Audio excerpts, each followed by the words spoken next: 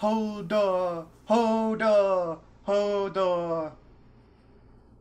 What door?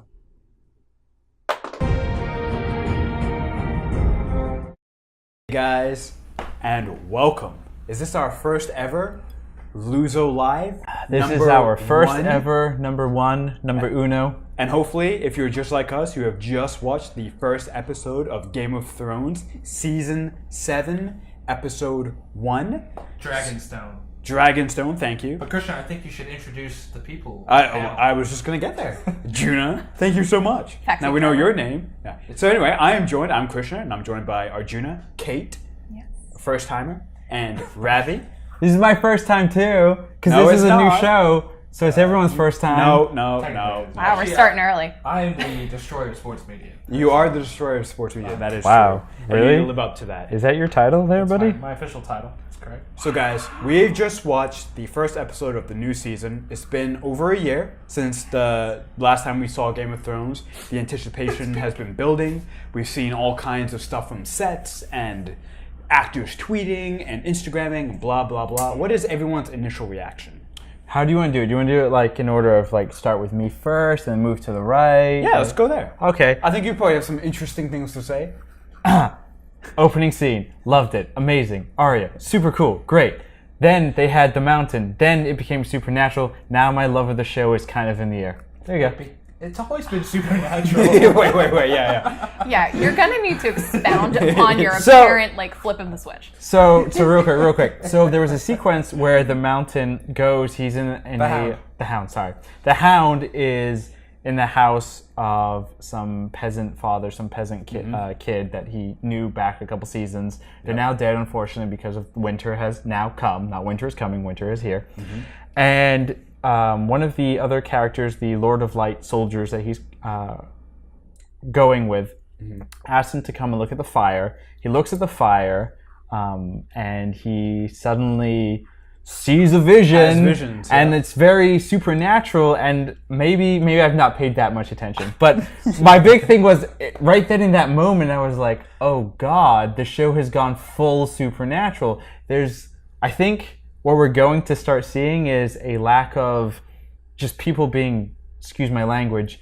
jerks to each other, and supernatural elements becoming kind of the, what's that story motivator, that thing. Jack and the Beanstalk. That thing that moves the story along is going to be all supernatural, as opposed to characters just being jerks to each other. You didn't see that coming though? Like we've been going toward that. I know we've been going towards that, but the fact that it's happened to the Hound, who is he's a character that's always been very black and white, right? He's been, here's my sword, you're a jerk, I'm gonna gut you and move on, to now all of a sudden I'm having visions. He killed the same guy 4 seasons ago and he came back in front of him. Right, but he never was. But that's still the supernatural part. It's still supernatural, but this was more personal to him, right? He himself is having a vision as opposed to some kind of external element happening. This is more internal, right? He's still the same guy. I mean, you even saw a scene later of him burying the family and just being trying to say the things I don't remember the rest. Oh, so he's saying the prayer. He doesn't remember it, so he's just he's the they're same dead. Guy. I feel bad. Changed. So he's seen a vision. He's like, so what? Yeah, and this didn't totally come out of nowhere. I mean, hey, we saw this him. is my thought. You're wrong. This is my thought. We We already understand. started with that, but this didn't come out of nowhere. We saw him have sort of a soft spot with Arya. That progressed to being with his little weird hippie commune. This has been building. This is a character arc. I agree that it's a little weird and not a cop-out, but a little weird that all of a sudden he can just walk up to a fire. Now he has a vision. Now suddenly this is real to him. But it's not totally out of nowhere. It works with kind of where he's been going, where he's having sort of a personal awakening of a sort. So, Kate, what's your initial thought on the episode? Go women, kill all the men, rule everything, you're going to win. I thought it was a great episode for the ladies. I told you this was going to happen. I gotta leave. No, I'm just Well, look at this. No, I didn't tell you until we were about to do this that this was going to happen. But I thought it was, there was a lot of stuff happening for the lady characters, which I think is important for this show at this point. I think myself and a lot of other folks have been pretty annoyed with where things have been heading. But I thought the opening was super strong. I thought the transitions from scene to scene was super strong. I thought it was structured really well. So I was pretty happy with it. I thought it was a strong opening, especially in comparison. I know we were talking to you about last season, the first episode being super slow and awful. So I think this set the stage for some interesting stuff to happen. And I'm feeling good. I'm ready for next week. Yeah. Sorry to jump in though, but for those that are watching, if you have initial thoughts as well, just give us a comment. We'll bring it up and tell you why you're wrong. Yeah.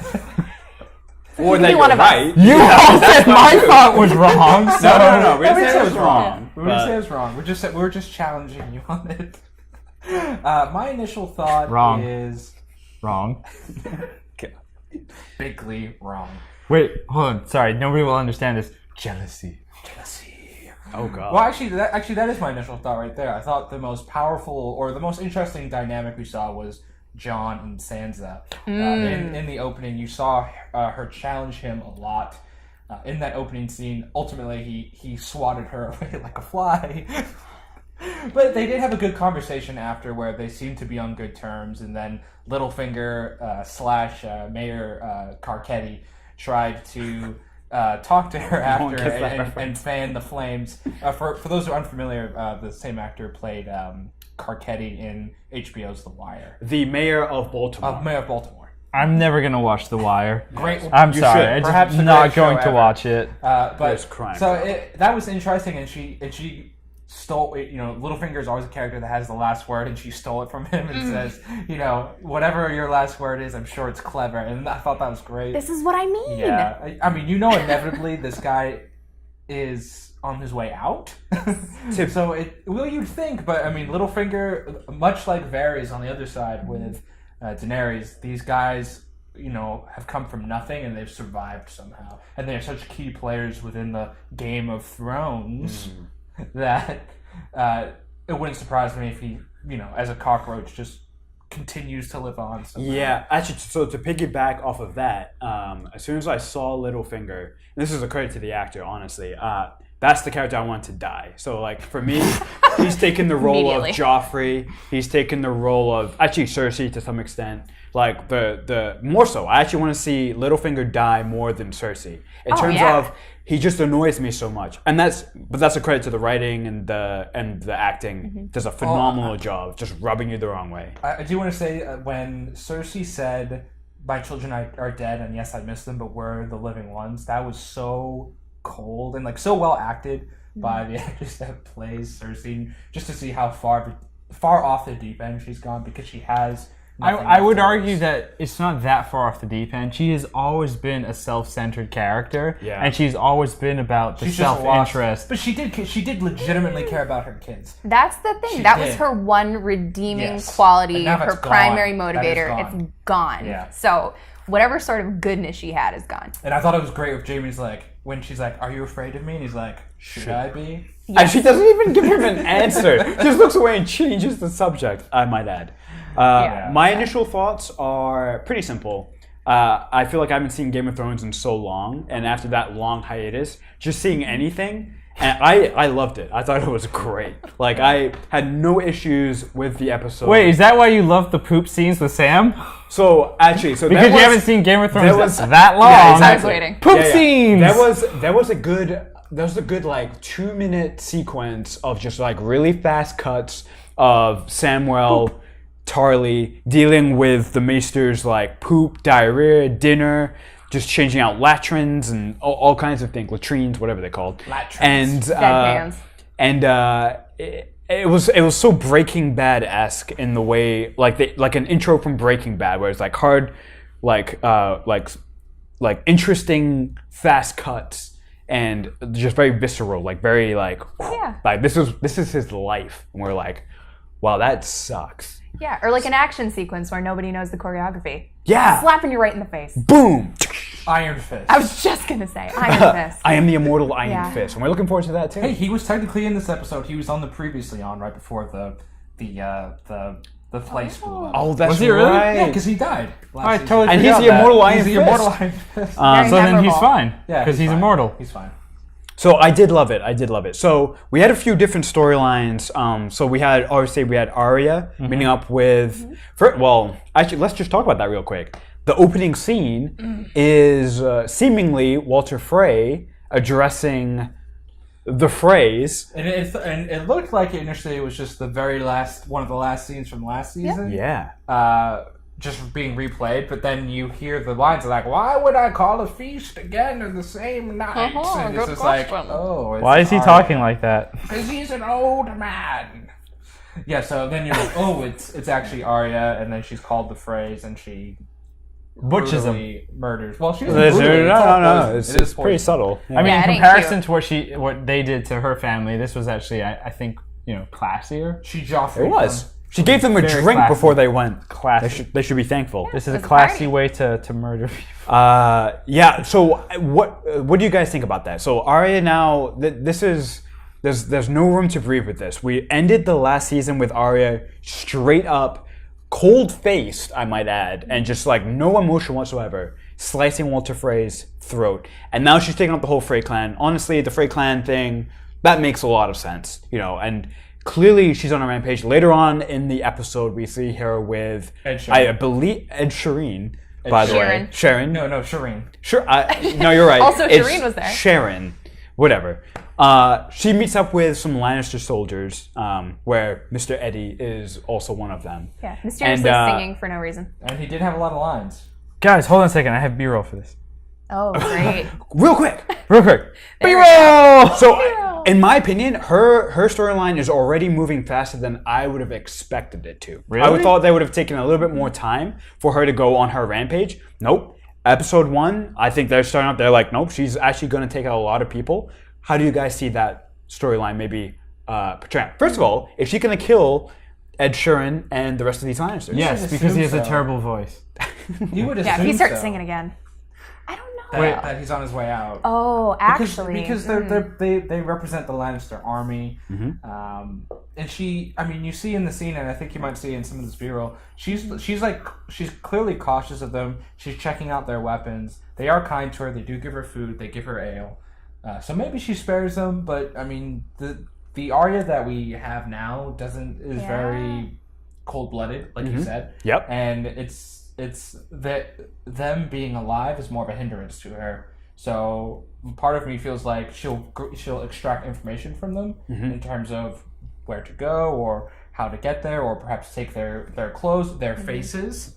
To get into King's Landing. All she has to do is take out one of them, be part of the group, because Yeah. she already got key information from them. Because of what she did to the Freys, the Lannisters dispatched a group, presumably more than just them, to kind of figure out what's going on in this area. Right. Right? Which is a great way to get herself into the Lannister army and then to her target, which is to kill Cersei. And maybe I'm overlooking the scene, but it seemed like when she was riding on the horse, she was looking for their group. It didn't seem like she ran into them randomly. Right. So she approached them. I think she is exactly where she wants to be right now. Yeah, I think this is an opportunity. I think this scene is in here so that we can get a look at what kind of Arya we're dealing with at this point. I think the entire point is for this to bring us to Arya's ruthless and on a mission. She has lost all of this cuteness, this, Stark-esque-ness that got everybody else killed. So, I think that's the point of this. So actually, quick question then. So there's a theory after last season that it's not Arya at all. This is just Krishna's theory for those that are listening. It's not just mine. I got it from Reddit, which means a bunch of people think Trust me, I read that on Twitter.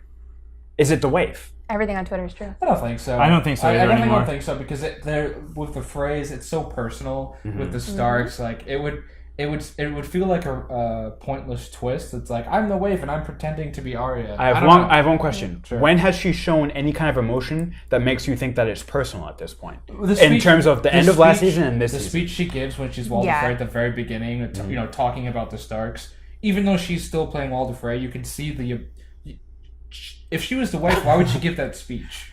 She would just straight up kill them. She wouldn't give the speech of like, I want you to know, like, you killed the Starks, but you didn't kill them all. I'm a Stark. Plus, it still doesn't, like, I know our LuZo cast, number 54, a couple hours ago, that we filmed live. Everyone changed except Krishna. Yeah, I just like to smell good. I just want to say that I am consistent. The lights, they're not. heat. Anyway, my big thing is, we had discussed, the wave theory, and Arjuna had brought up, well, what's the point, right? Yeah. And it's still like everything that we've seen here, it makes no logical sense. If there's a random person impersonating this person, why bother? And that's why I want to keep it there. That's why I want to just mention it every now and then, because I feel like Game of Thrones is one of those shows where it sets itself up for like epic reversals all the time. Oh, so then I think we have to argue about something real quick because we're brothers and Scheduled that's what we argument. do. Go. Can you argue? Can you still sit there and say that this is Game of Thrones, considering that the original person that wrote Game of Thrones? No, he wrote Song of Iron and Fire. Right. He wrote 4 or 5 books. It's 5 books out. 5 books. Everything we're looking at right now is, if you will, unscripted, right? Yeah. This is all based. No, you missed my meaning. Oh, sorry. The title of the book series is Song of Fire and Ice. The name of the show is Game of Thrones. It is completely different. Gotcha. Okay. It's 2 completely different titles. Okay. So to my point, though, what I'm saying is they're completely different. Everything is unscripted at this point. Absolutely. We're off the track. Absolutely. The first 5 seasons, right, that are based off the first 5 books, have pretty major differences. From those books, there are some pretty big differences. But you still have the Red Wedding. You have the key elements, and then he even admitted in season 6 there are key elements. The Hodor twist came directly from George R. R. Martin, right? Yeah. So that is something we will see in the books that has been spoiled for the book. George R. R. Martin is still writing it though, so will he just change his mind? He seems like a guy who would be like, you know what? Screw it. Arjuna, didn't you call him the greatest troll of all time? He is the greatest troll of all time. Because there is no ending. It's like there is none. It's just a great illusion. Well, supposedly he clued the showrunners in on where things are going in case I don't he believe dies that. or gets lazy. He allegedly gave them the key plot points. Yeah. That's the alleged truth. Which is all you need anyway. But. Let me ask Kate. I want to start with you on this one because you mentioned girl power, and I think you're absolutely right. So. At least for me, the other major pivotal action in the episode was Jon Stark, and Sansa, right? Yes. So, what did you think of? Now and I think we mentioned this on our predictions from last season, the conflict between Jon Snow and Sansa Stark. Right, that whole thing, and you have Littlefinger in her ear, just sort of her like edging on to do like this other stuff. Mm-hmm. What did you think of her undermining him, and then their interaction after that? And what do you think that sets up for the rest of the season? What do you think? That's going to be a big thing. Mm-hmm. I was really excited for this episode, largely because I wanted to see what was going to happen with Sansa at this point, because I think obviously her sort of learning to outsmart Littlefinger is going to be a big deal, but a lot of stuff is going to go wrong in the process. I think she's asserting herself more than she should because she understands the degree to which he's a threat, but also feels she needs to try to use him because obviously he's proven to be very useful. What did you think of the part where she seems to admire Cersei? Oh hell yeah! To me, that seems like maybe Sansa's going to take a turn for the worse, maybe like the dark side. I think she's going to cause some problems. It's almost like she's going to go too far. But she should have shut her dang mouth when she was undermining the hell out of Jon Snow. Like, remember who your friends are. I hope you're listening, Evelyn. Yeah. What? Shut up. But I think she said it herself. Cersei taught her a lot. She learned a lot from Cersei on how to survive and how to handle business. So there are qualities to admire about Cersei, but I think that's almost the hint of you're about to go too far, buddy. You're going to pull a Cersei. So I'm curious to see what happens. I'm excited for that to be a part of this because I think we're at the point now where she's capable of outsmarting Littlefinger, but she wants to use him more than she wants to dismantle him. Well, she also said when Captain Phasma came up and asked her. When Captain Phasma Brienne. and Mayor Carcetti. So basically, wait, what's her name? I forget. Sorry. Brienne of Tarth. When Brienne came up, Brienne basically said, "Why are we dealing with this, stupid face?" Yeah. Important and she questions. said, "Well, they came, they saved us. We have to kind of, use them basically for right now." It's really her biggest tool. Yeah. It's what she has to work with. Biggest tool. He is. Yeah. He's terrible. Because his whole thing is he wants to get Jon Snow out of the way so he can take his job while really marry Sansa because he's a creep. I don't think Littlefinger has ever been about like power and so forth. Oh, No. He's about power, but he doesn't want to be. obsession. He doesn't want to be the person in the limelight. That's the person getting assassinated. He wants to be the puppeteer, And he the person knows- behind the person in power. And there's Always. a great speech he has, I think, early in the show where he's like, "I'll never be on the Iron Throne." Yeah, Like, because he won't. He's a poor-born but blood. he wants to like but he- control that But person. he knows his role where he can pull the strings and he can be in the ears of kings and queens of the land, and he's totally done that before. He did that with with Joffrey. He did that with Tommen. Well, actually, he was gone by Tommen, but he did that with the Lannister family and the Baratheons and everything. So I think he wants to continue that as the power has changed, and he's pulled a lot of the strings to go on with what's been going on. He was, as we learned, he helped kind of put into the effects of Robert's assassination and things like that. So. I should mention real quick, we are LuZo Productions. We have a show that does come out every Sunday, 4:30 p.m. Pacific Standard Time, 7:30 p.m. Eastern Standard Time. That is the LuZo Cast. It comes out on Facebook and YouTube. The segments, we have specific segments that come out on YouTube. You can subscribe on YouTube. You can follow us on Facebook. You can, if you don't have time to watch the full show, you can subscribe to us on iTunes and listen to it on your car ride, or while you're at work, or while you're sitting on the toilet. Yeah, actually, no, though, We're like, honestly, it's poop noise. Sam will come and clean it up after you. He's very good There at has that. been a study that says that we are the generation that spends the most amount of time on the toilet, and it's clearly because of Facebook and YouTube, sitting on the toilet Instagram and Twitter. and flush. Arjuna's voice is very soothing. Thank you. That is such a weird thing. Why would you say that? It's good for pooping. It's good for driving. It's great. Oh, I it see. is. Now I thought you just meant in general. Oh no, Okay. Oh my. Oh my. Generally speaking, bugs the crap out of Okay. me. So, we just watched the first episode. And Just watch Westworld. no, Juna, we'll get to that. We will, but not yet. What was everyone's biggest surprise from what we saw in this first episode? Now, this first episode, more so, I want to say than maybe any other first episode, covered a lot of storylines and just brought them all in all at once. I think we covered every single character. Was there any storyline that you saw that really surprised you? I was actually surprised at the lack of Daenerys we got. Because the episode was called Interesting. Dragonstone. We knew she was heading there from the end of last season. She was mentioned a lot. She was mentioned by Cersei as going there. And she really had the biggest win at the end of last season. When she unleashed her dragons and we knew she was taking the boats, and she Release had all these the dragons. She had all these allies that came in, and it was kind of shocking to see her. I mean, it was a cool scene at the end to see her land back in the place that she was born, and we kind of got this cool sequence of her walking up, and then her and Tyrion at the thing, and she's like, "Let's get started," and it's just like credits. And I was just like, That's what I was expecting in this episode. But yeah. You guys don't think though that one way to build up a character's power is have all the other major characters in the show? Oh God! mention the Here character? goes the writer. Well, I'm just saying. right, he's right. If you want to, No shit, he's right. there's our one S word. No. I mean, I didn't really have a problem with it. I mean, she's clearly going to be important. I didn't right? have a So- problem with that. I was just okay. I was surprised. Oh, I see what you're saying. I was surprised because she is such a central character, right? And she has the other central character with her with Tyrion, right? Because there was a study that came out. Someone analyzed all the screen time of all the major characters in Game of Thrones. Tyrion's Tyrion's first. 1, Yep. Daenerys is 2, and Jon Snow is 3, right? So Wow. So the top 2 are together, and we got the least amount of them in this episode. That's a good thing. That was interesting, and I think we got a lot. But I mean, you've also it's the first episode, right? Totally. So we have time to get more bored with their character development and her brooding over. I want the Iron Throne.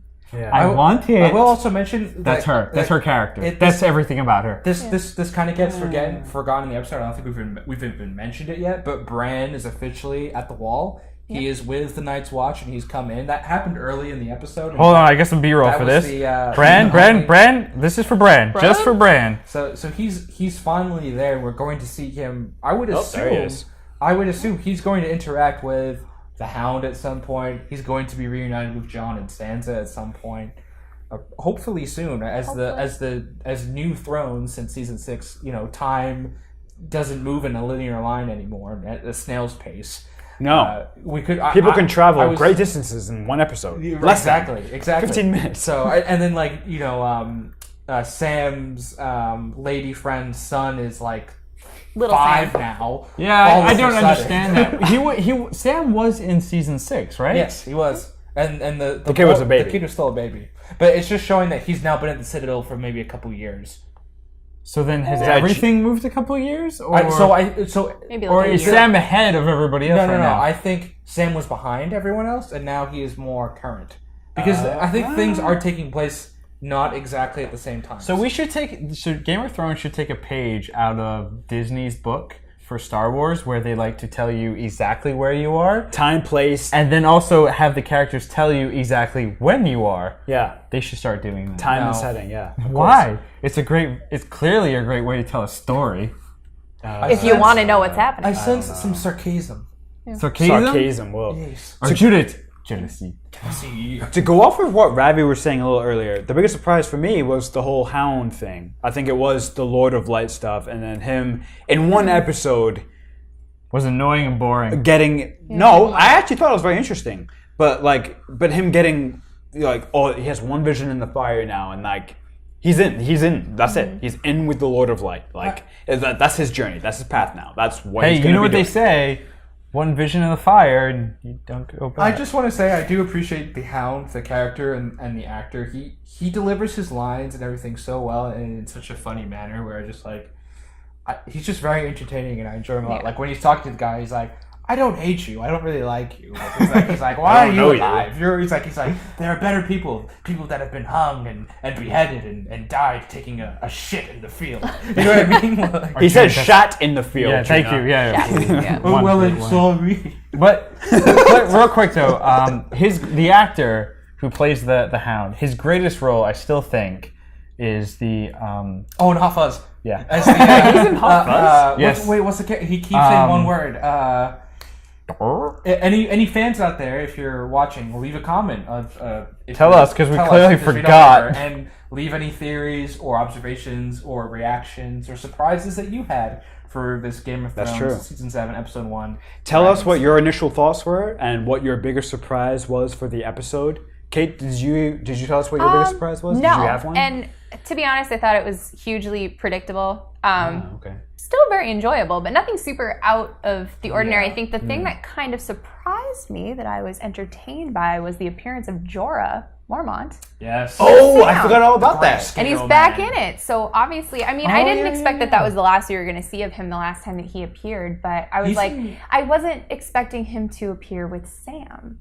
It's like now we're kind of integrating things in small ways with a character I wasn't necessarily expecting to be the tie-in. He's also clearly in very bad shape. You see. Oh yeah, his days are arm, numbered. and it's very gray, scaly. Do we know what happened to him? So I know he was banished Ew, by bro. Daenerys. But then what happened he after wasn't that? banished by Daenerys. Or he came, left? He came back Yeah. and he fought with her again when the assassination attempt happened. And then she found out he had the disease. Yeah. And she sent him away to go find a cure. She demanded that he go find a cure. It was all very emotional. So it was very It was. emotional. And she was like, "Go find a cure, man. I love your face." Because she had accepted him back, but he was dying. So... Now he's in jail? And now, yeah, I'm sure we'll find out how he got it's not there. jail. It's not I think jail. because he's with the Masons, right? The Masons are all about knowledge Whiskers. and kind of Healing. healing and so They're forth. the doctors. Exactly. So I think he came there because if you got a group of people that are dedicated to that, that's probably the best place to kind of figure out. He's doing as he's told, your very stuff. loyal. And he would have to be isolated like that in quarantine because if he touches people, he's going to give them that. And that's what I a great point. assume they are. That's the quarantine area of people who are dying and are sick and everything. And there was a rumor at the end of last season that we would see him pop up at the Citadel and perhaps get cured and join up with Sam, and then they'd start And a rock die band. anyway. And Okay, Whoa. 30 seconds. So basically like 6 seconds a person. Real quick, is his character needed anymore? He just kind of seems like a waste at this point. How is he helping anything besides that stupid thing that I hate called character development? Yeah. I'm done. So I'll go first. This is based on an epic fantasy novel series where you have a bunch of side characters who help main characters do what they need to do to defeat evil. like I said, time. The end. He's also probably one of the only characters who knows Daenerys extremely well. He was there from the beginning, so he is very important to Daenerys' character. Yeah, whatever. He's taking the Daenerys shenanigans and merging it with what's going on in Westeros. Yeah. He is the tie-in character and plot.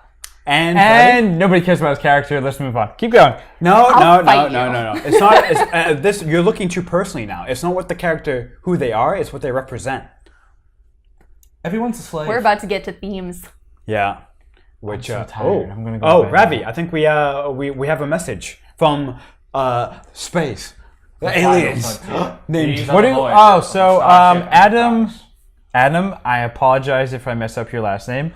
Adam Habaj on YouTube asked, what do you all think about Bran being at the wall? Mm-hmm. What will happen next? We talked about it a little bit earlier in the show. I think overall it's kind of nice to finally see him there and him kind of re-interacting with the world. Because with real human beings. Right. Instead of just kind of being a lazy bum and being dragged around. Wow, inappropriate. Like, disability. Wow, Ravi. That's okay. We'll call it out. We know it. I'll talk to him later. Yeah. Are you done? Okay. So... No. Okay, sorry. Keep going. Anyway, it's kind of cool because his character is the Eagle Scouts of North America. He's the Three-Eyed Raven now, as the old Three-Eyed Raven is dead. I will say this. When you saw the two guys, and this is subtle, and it might not be anything, but when you saw the two guys pick him up, they kind of looked at each other, looked at him, looked at each other again. He's a freak. The guys, those guys who are at the wall, they're a superstitious bunch of folk, and like they're criminals. They're not the best human beings in the world. They haven't exactly, and they're gonna see a guy like this who apparently can read people's histories. Like he read like Jon Snow's friend's like history and was able to be like, this is what you've done and seen, and I just called it. And he's like, okay, let him in, fine. I'm defeated. Like I don't think that's gonna fly with everyone. He didn't read it. He saw it because he was at those events. Either way, whether he sees it, he reads it, it doesn't matter, right? It's magic to these people. He's a problem. And so I think it's going to cause a little bit of an issue, and I think there's going to be conflict there until Jon Snow gets back. Sorry, to add to that real quick, I think with the Stark kids, all of them, that's where the biggest conflict is going to be, because it's like, Bran, you've been gone for so long, and now you're kind of like a drug addict with no legs, and you're telling us all this nonsense. We've seen stuff. We've been in wars. We've had a harder life than you. You've just been kind of cruising on by. Well, so I actually disagree with both of you. I think with the way, or with all of you, I should say, the show has been moving at such a fast-paced speed that I don't think there will be much of a side plot at Castle Black, because we know Jon's coming back with the wildlings to protect the wall and everything. I think he's going to meet up with Sansa and Jon pretty quickly. Jon has seen a lot of supernatural stuff. He's seen the White Walkers. He is full in on White Walkers. Jon's died and come back to life. I don't think he's going to have a hard time buying that, like, Bran is this weird... Is he, though? This weird type of kid. So I think they'll be reunited quickly. They always had a good relationship. So I think it's just he's gonna interact with the rest of the Stark kids. Except Sansa, because she seems to be a little bit of a pain in the butt. Thank you for that comment, by the way. Please, if you're watching and you have more questions like that, shoot them on Facebook, on YouTube right now. We have a person off screen right now looking at the webs and flagging us down. Some intern we found off the street. Yeah, some PA. We just be like, hey, can you do this for us? What his or her name is. She's actually considerably more brilliant than this one. Oh. We might have some more, so let us check. So Adam's asking about, do you think he'll have instructions, having the power and all? And I think the big thing's gonna be he's gonna tell Jon about his true parentage. So I mean, he has that words. Information. We totally forgot that. That's the big information Bran has for Jon right now. That you are half Stark, half Targaryen. So is that really all that important? You're not Ned's. It kind of is, because he's Adam, thank you. I totally forgot about that. He's not Ned's son at all. He's Ned's nephew. Yeah. He's the lost child of this mixed Stark Targaryen, a song of fire and ice. So, I mean, I think that is somewhat relevant to the show. I mean, that has to be the reveal at some point for Jon Snow, right? Jon Targaryen arc. Targaryen. But I don't think that's the Targaryen. biggest thing that's going on with Bran right now. I think it's like you said. He's going to come in. Obviously, there's a layer of him knowing more than he should with a lot of people that don't want their stuff aired out. But I think a lot of what we're going to see happen in the season, like I feel like you are way more optimistic about the pacing than I am right now. We only have 12 episodes, so Yeah. I mean, it's not even optimistic. We have a lot to go over in 12 I episodes. probably just really want things to happen. But I think a lot of what's going to happen in this season is a lot of people being like, hey, there's a massive issue right now. There's supernatural beasties coming after us. And a lot of people just not wanting to listen and getting caught in their sort of mundane baloney. And which we've seen, right? In this first episode. Which we've already seen. So I hope that it's not going to be drawn out, but I think that's a big thing with Bran and also with the Hound is we're going to have people trying to say, hey, there's a huge problem here, and other people not listening. Big conflict. Jon will show up. There's the personal layer of his parentage and all this other stuff, and being reunited with family after Rickon got brutally murdered. Which Bran doesn't know about. Shaggy dog. I'm maybe hoping. he does, though, because he can see everything. Yeah, but I'm hoping, like you said, that it'll happen quickly. It won't be a big drawn out thing. Rickon said. Oh, okay. Yeah. Whoops. I don't know. We'll see. Any other huge surprises that you guys saw from this season? Thank you, by the way, Adam. If any of you, all you peoples watching us right now, thank you so much for watching. If you have any questions, please just shoot them at us, and we'll do our best. But yeah, did you guys see any other like huge, like not red flags, but like oh, that was a curveball or anything like that? I will say a minor detail when we had the shot of the White Walkers kind of moving, and we had that nice cool zoom in of the giants, because I think I think what was his name, like One or something. I think it's like Wen. When he was the last giant that died at the end of last season, the Battle of the Bastards, and you saw a bunch of them in the White Walker army, and so you have giant White Walkers. We saw at least three. Cool. We saw three of them in that shot. At least. Which doesn't was bode well. That's kind of cool. As we saw in the Battle of the Bastards, they are not hard. I mean, they are extremely difficult to take down. Especially if they're White Walkers now. I'm just kind of interested to see what other beasts, what other animals or life forms we will see. Could we potentially see a direwolf White Walker? Could we potentially see a dragon White Walker?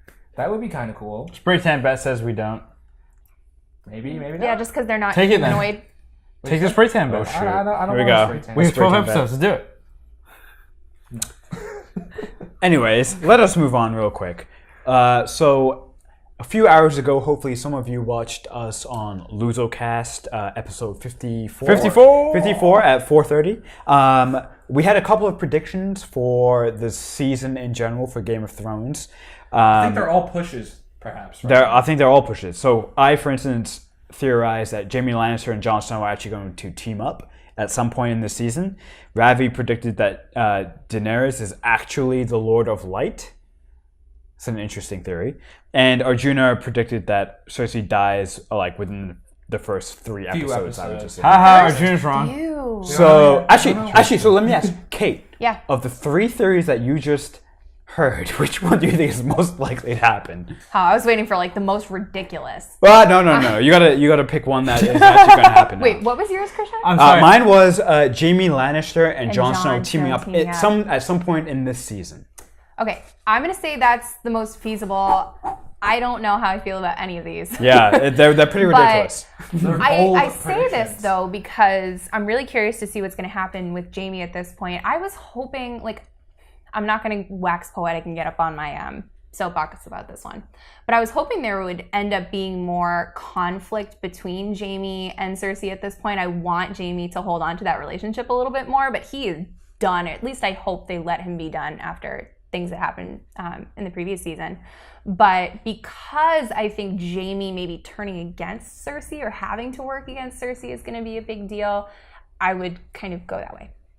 Right. I think that's actually already happening, right? I mean, there are two lines actually that kind of stand out, right? Where Cersei and Jaime are standing on the map of the world, right? Which is a fake world because they're all hosts. And right, this is just Westworld season 6. Exactly. And Jaime says to Cersei, we haven't talked about Tommen, right? And then she just went super cold and then said to him, you're basically in charge of the army. What do we do, right? Change the subject completely, right? So Cersei's, in that scene, she's kind of taking out the emotional detachment and saying, we got to do A, B, and C. She's dealing with her grief through pure action. Like right, but that's what I'm saying though is that by doing that she's kind of ending that relationship in such a way, right? With Tommen or with Jaime, right? And then the next one that stands out is the pirate guy, the captain guy with one of the Greyjoy, the boat guy. You're wrong. EURON. No, Christian, you're wrong. I'm trying to explain that to you. He basically says to Cersei, yes, killing your siblings is a great feeling. Right, and then the camera immediately goes to a shot of Cersei, right in the foreground, Jaime in the background. Then it goes to Jaime, and then he's actually moves his hand on his sword. Oh, I missed that. Right, so I think there is already a separation happening there, and absolutely. I think it's kind of obvious. I don't want it to happen. But I do believe that Jaime's gonna We've seen this though. This has been 6 seasons happening though. Tyrion is the reason that was always going to happen. Why those two were always going to clash. And now Tyrion's taken out of it. Now they have other reasons to fight each other. But they were never going to end as best buddies. Right. I mean, not. I think one of the biggest questions with Cersei now is who's the one that's going to kill her. As I mentioned a few hours earlier in LuZoCast with the predictions with Maggie the Witch that you saw with Cersei when she was a kid with the child prophecy and then how she would die. Real quick, do you think she knew Sabrina the teenage witch? Yes. I think so. I think it's the same. I think they're the same. One and the same. And how your little brother will be the one that kills you, and Cersei interpreted this as being Tyrion, but as we know, Jaime is the younger brother as Cersei is the older twin. I still think it will ultimately be that tragic Jaime is the one that ends up killing Cersei. Yeah. Which is what the Starks want to happen, which is why I think you're at least closer than the other two nerds. So. Haha! Nerds. She calls you nerds. I'm not a nerd. I'm say a that affectionately. geek. Yeah, no, it's a great thing actually on the show because we have this thing called the nerdyverse and whatnot. So we do. I'm actually the least nerdy one here. I'm an outcast. Outcast, the band. I'm a White Walker. Wait, what? Hey! Yeah. I was waiting. Thank you so much. Do you guys want to comment on your own predictions? Do you see those? Ooh, any bold predictions after episode 1? Let's go there. Okay, let's go there. So we just saw episode 1. Does anyone have any crazy predictions for episode 2, or maybe perhaps just season 7 in general? I think Ravi has a prediction. Ravi, go ahead. Dragonstone is going to be a key element in the first half of the season. So the first half of the season is 6 episodes. So I think Dragonstone will be 7 episodes. Sorry, 7 episodes. So I think Dragonstone will be a major part of the first 3 or 4 episodes because Dragonstone, which we haven't mentioned, based on what Sam found at the Mason villa. The books that he stole. The books that he stole is that Dragonstone has dragon glass, which is very important for cutting down our friend here, Frank. This is Frank. Hey, Hermano. So in order to gut Frank, you need dragon glass, and Sam has realized that Dragonstone? Dragonstone is very important. Cersei knows now through Jaime that Daenerys and her army of black-clad leather people are on their way to are on their way to Dragonstone as well. So I think there's going to be a big conflict there, right? I hope they don't ruin all the dragon glass. I think that Jaime will gut Cersei's. Mm-hmm. I think that's this is your season. This is your season 7 prediction. This is my season 7 predictions. I don't think that. What's the little one? The Stark Tyrion. No, the little Stark girl. Arya. I don't think she's gonna get her justice on Cersei. No, I don't think so. And I think she's gonna take it out on Jaime. Oh, so that's curious. Jaime kills Cersei. Arya kills Jaime. That's it. I like that. That could be a beautiful mid-season I actually shed some tears for that. And once you remove Cersei Well, regardless of how Cersei goes, once you remove Cersei, I think the focus is going to drift more towards the army of the undead, the White Walkers, and Daenerys and that beautiful Jon Snow teaming up and flying dragons. At which point, I will become bored and stop watching. Well, this because we know that Sam is now sending the letter to Jon about the Dragonstone, and he's looking for Dragonstone. That was his clear meaning. We need to find, or dragon glass. You should start mining it. And so now I think we're going to see Jon go to Dragonstone. Perhaps there is a big battle there, and just winner gets Dragonstone. Not to cut in, but Cersei sent them a letter and was like, kneel or die, basically. So there's already Cersei already said there's no way we're going to be allies, right? We're going to fight. Guess what? Cersei already controls that area. So I think we're going to see a big battle of Daenerys versus Cersei in Dragonstone, and then Jon and the Northern Army come in and help save the day, and then Jon and Daenerys team up. But then also in the process, there's a whole bunch of the North. Because if you're moving down south, guess what? The North is the White Walkers are moving south with no defense. But like that scene we saw. It takes them a while because all that smoke has to get in front of them first to make it cooler. They're all about the style points, right? That's true. If they don't have smoke in front of them, they don't walk. That's true. It's because they're ice men.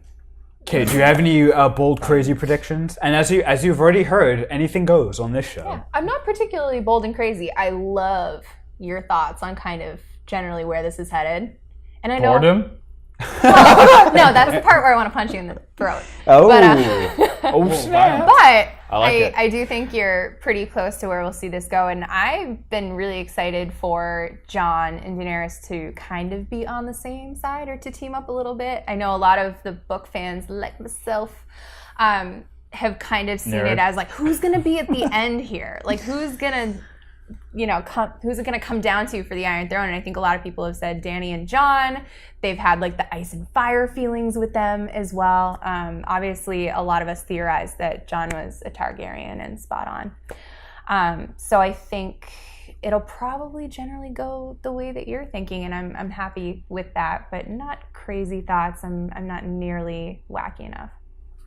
I don't want it to go that way, though. Seriously, if anyone's watching this who has any influence in the show, don't go with what I'm saying because it's so goddamn predictable. Yeah. It's too late. My only crazy prediction, which isn't that crazy, the one character that I probably wanted to see and we didn't see was Theon Greyjoy. I think Theon is going to play a very big part. I think he's reunited with Jon Snow. Now, if you look at those two characters, they were fairly close. Maybe like not brothers. They were they were the outcasts of the Stark family, right? In season 1, in my mind, there's no way that they don't reunite. Absolutely. And so I think that happens this season because I think Theon is going to be integral for maybe Jon Snow fighting off, the White Walkers, Cersei, maybe Sansa Stark. Maybe Littlefinger, maybe, the enemies grow, and I think Theon's going to be a huge part of that. I'm going to downscale it a little bit. Okay. Because... Not grayscale it? Oh my you have been defeated. Anyway, Just kidding. I don't think it's going to be that grand. I think it's more going to be, he's going to be detrimental to making Daenerys and Jon talk. No. Right? Because let's think about it. He's, for the most part... after the major event, which was kind of like selling out the Starks and everything, he's become kind of a nobody. I don't see how he could be such a influential character besides being the one that kind of says, "Hey, you guys seem like friends. Yeah. You should talk." Now, I think that's it. Honestly, I think that's his. He was too much of a presence in the first season. And too much has happened to him as a character for him to go that route, I think. I think if it happens, it weakens the whole show. But I just can't see it going that way. I think he plays a welcome to HBO. No. Christian, he's got a huge role to play. If I'm right, I get to punch you in the face. No, you can punch me in the face if I'm wrong. We can do this professionally. We punch Arjuna in the face. Deal. Yeah. Winner gets to punch Arjuna in the face. The two clans we haven't mentioned are the old lady Tyrell and the Sand Snakes who have Dorne right now. Yeah. They're kind of running that whole show. And no, their lands were mentioned in the map. They were mentioned on the map. Highgarden and Dorne. I think much like the Dorne storyline was very quickly wrapped up when they killed all the characters in that's about not 2 over. minutes.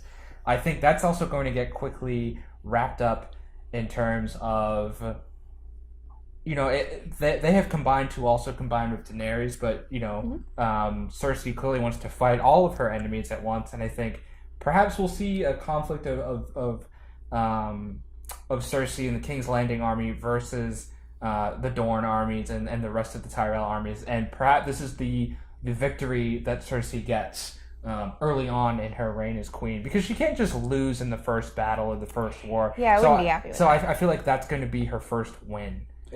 Taking down the Tyrells and then the Sand Snake Dorne people. I kind of want the Tyrells to get her though. They won't. I mean, she's dealt such a crippling blow. She's destroyed the future of the Tyrell family. But does anyone else think that she's going to be an integral part of fighting the White Walkers? And in the very last episode, we have that human thing come again where someone just murders her? That seems very Game of Thrones-esque. I will make this real life, right? There are events in the world where humanity as a whole is suffering, but there are certain world leaders that are preventing progress, right? Those world leaders are basically the same as Cersei. Now, I'm not saying those world leaders are going to get the same fate as Cersei, but what I'm saying is they're not going to be detrimental or helpful to the rest of the world. Yeah, I think so. Basically, what I'm saying is Cersei's is a pain in the butt, and we're just waiting for her to die at this point.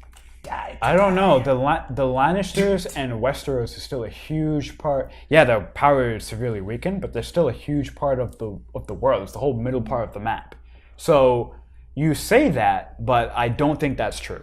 Great line by Jamie. You're the queen of at best 3 kingdoms. 3 kingdoms, yeah. Oh, that was good. But guess what? 3 out of 7 is still a significant percentage. Okay, so let's play it out for real then, right? Yeah. So I'm Cersei. I take my 3 grand armies. I go up north to bow Jon Snow, right? Jon Snow has... Well, this is where Jamie would be key. Hold on a second, though. But let's say, Jon Snow has united the north. Okay, both armies basically die. Maybe the north is still... Maybe the 3 kings are there. And then they get wiped out by... They get wiped out by the White Walkers. Littlefinger and Sansa. Okay, that is the hole in your theory of Jon Snow uniting the North. Okay, that's what makes that not 100% right off the bat. Taking out that now. Hold on a second. No. Oh shoot! That was actually very good. I can't respond. President Trump, are you here? Oh no! You said his name. Speaking of President Trump, we have a show every Sunday called the LuZo Cast. It's released on Facebook, the full episode, at 4:30 p.m. Pacific Standard Time, 7 p.m. Eastern Standard Time. We talk about all entertainment, all nerdy things. We even, this last LuZo Cast, number 54, which is just hours before this one's live right now, we even previewed Game of Thrones. We talked about Spider-Man Homecoming. We talked about War of the Planet of the Apes. We talked about Castlevania on Netflix. So you can go back and check out that episode, or you can watch future episodes every Sunday on Facebook. Not live, but released at 4:30 p.m. Pacific Standard Time. And you can also subscribe to us on YouTube and get segments from that specific LuZoCast. And if you don't have time to watch the full video episode, you can download the audio podcast on iTunes.com/podcast/LuZoCast. Download it, listen to it while you take a dump, listen to it while you're driving, listen to it while you're at work, listen to it while you're actually watching a LuZoCast for LuZoCast Inception, or while you're watching LuZo Live, so you can see us but hear different audio for something different. That's my spiel. Arjuna, real quick, I know this is not related to Game of Thrones. We need to work on your ad drops and not bring up the fact that you should be listening to us while you're taking a dump. The Poopcast. No, we are not calling it the Poopcast. I can make you okay? That's our unofficial name now. No, we are not the Poopcast. All right, guys, real quick. We only have a couple minutes left. Yeah. You're a couple minutes. Episode 2, please. Episode 2, what does everyone think? Krishna, can you give me a second to change the titles? Seriously. I thought you just know it's coming, considering you put up the text I'm going note. to keep arguing about this. Hold on a second. But we I'm not wearing my glasses. Slowly talk about this. Episode 2. Slower. Now we know that once last season hit, we're diverged from the books, and so now that we're diverged from the books, things can move a lot quicker. Episode 2, what is everyone thinking? What is the major storyline perhaps that jumps out early part in the season? Some major character that we have seen the last 6 seasons dies. Who? Wow. Doesn't matter who, but I gave you the No, major no, plot no, point. you go all the way. Yeah, go all the way. Based on what we saw in that, Trailer. I think 30-second preview, Yeah. we have Littlefinger go at some point. So I'm assuming either A, he's gonna get it, or B, it's he's about to get it, and we have to wait till to episode 3, which makes me a little scared based on kind of what Kate was saying, where pacing and so forth becomes an issue in the show, and I think we may see a couple of issues there. Like rushing? I think we're going to see a lot of rushing hour. mid-season, and then at the second to last end, and then the end, right? I feel like episodes 1, 2... You said 7 episodes? 7. So episodes 1, 2, 3... 4. 5 and 6... Well, 4 and 5 will be kind of like bland, and then all of a episode sudden, like- 4, 6, and 7 will be like... People are going to throw Is that up. bad? But we already saw that at the beginning of the episode where they threw up the gut. That's true. My bold prediction, or not bold prediction, but from what I saw in the preview, I don't know if anyone caught this. We saw a quick shot of a direwolf that wasn't. What's Jon Snow's direwolf's name? Ghost. It wasn't Ghost. The only other direwolf that is Still the only alive. 2 direwolves that are still alive are, I believe, Brands. Yep, and Arya's. And Arya's is in the wild, Lymeria. I wonder if we're going to, if Arya in the woods is going to run into Lymeria. Wait, That'd be sick. do we know the theory about Lymeria and Ned Stark? Wait, We're not what? going to go there. We're not going to No, well, real quick, the theory is that Ned Stark is now in her. Yes. Yeah. Whatever. End of story. Kate, do you have Magic. any... do you Wait, have hold any, on a second. This show has all of a sudden become about the supernatural, so yeah, that's gonna happen. Ravi, the show was... The show was This already is a about it. fictional...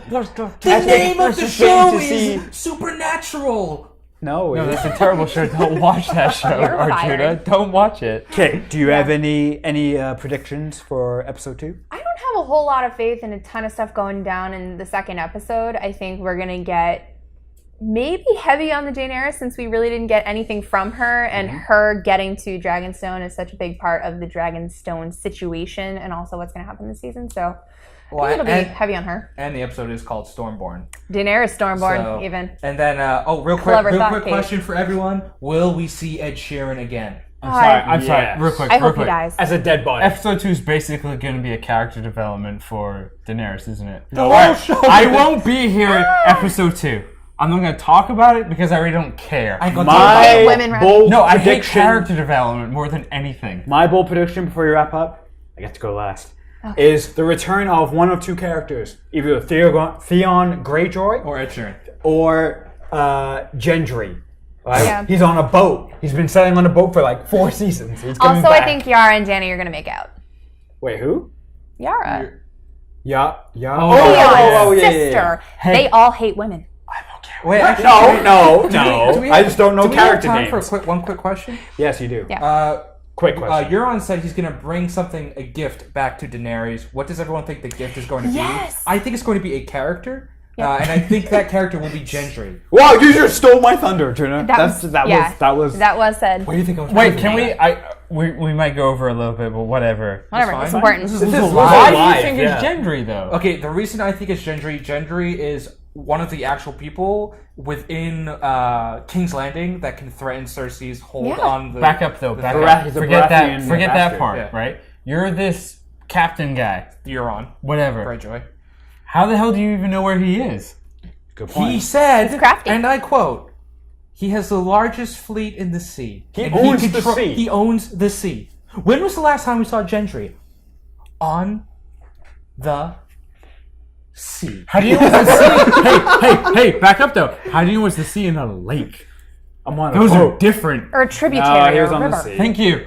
Yeah. Thank you. No, or a 'cause dam. How do you know it's not a dam, no, Arjuna? no. He was That- probably on a green screen boat. There was a bunch of cliffs in the background. The sea was really high, and the waves were Krishna, it was a choppy. green screen. All right. Well, either way, it was a green screen sea. He's on the sea, and well, that's interesting. I think that's an excellent theory. Yeah, I think that's a good theory. I was on board with that. That is LuZo Live. That is our Game of Thrones Season 7, Episode 1 reaction. Thank you so much for watching. We will bring you a few more of these LuZo Lives throughout the season. We'll announce those on Facebook, on YouTube, on Twitter, on Instagram as we go. We have LuZo Cast every Sunday at 4:30 p.m. Pacific Standard Time, 7:30 p.m. Eastern Standard Time. Be sure to check those out. But Kate, thank you so much for joining us for your inaugural LuZo session. Ravi, Arjuna, and Krishna, we are the usuals. We're here all the time. I haven't missed a show yet, by the way. Thank you, Frank. You stood there like a nice like a wrecking ball. But yes, we will be back soon. And stay tuned. Please like, please subscribe, please send us comments and questions. We'll be glad to answer all of those things. But until next time, this is LuZo Productions, and farewell.